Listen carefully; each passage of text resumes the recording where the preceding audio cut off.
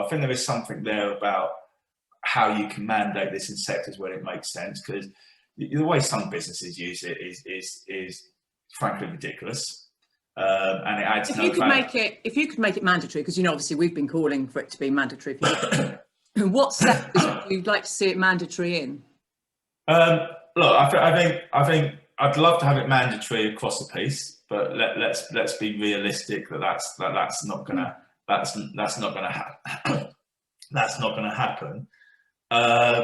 So then I think you look at the sectors where there's either big purchases.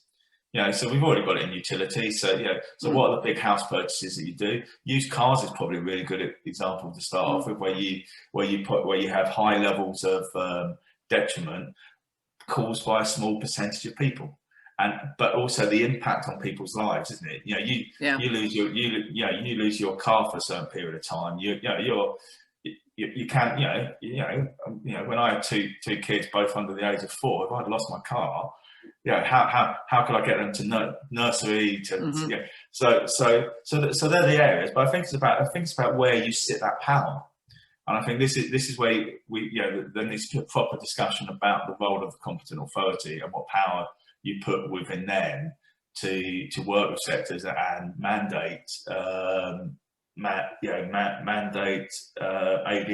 Because ADR is not alternative dispute resolution; it's the prime means of dispute resolution. So let's call it what it is. It's our chosen method for dispute resolution, because it should be quicker, it should be cheaper, and should give you a better answer.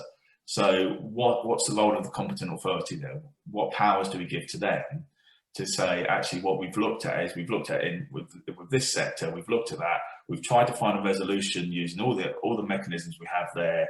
So no, actually, we've still got high levels of complaints, so we are going to mandate this there. And if you look now, other than new technology, the things that were complained about in 1971 are still the things that are complained about now. So home improvements in cars. So there's a starting point, isn't there? And let's think about home improvements. Let's think about moving into this really the quite slow uptake, if you like, around energy efficiency and the different ways government have tried that. So can we use ADR, working with the sectors, working with organisations like Trustmark?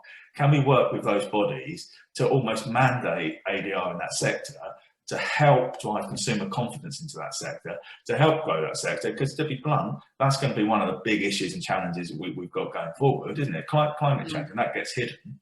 And so you cannot leave that to consumer power to drive that. There has to be government policy driving that. So again, I think it's about getting the framework right, where you've got fit and proper, you've got the right principles there about being able to mandate quickly based on evidence in sectors. And I would start looking at cars, because you've already got an infrastructure there with bodies already giving advice in cars, and you can quite clearly see, leaving aside the odd case where you're always going to have the odd case, and making sure you've got those right Chinese walls in the organisation, you can already see those that sit within the schemes get pretty good resolution. Those that sit outside have no hope, and yet it's those that sit outside the scheme, the rogue element, if you like, cause such a detriment in that sector.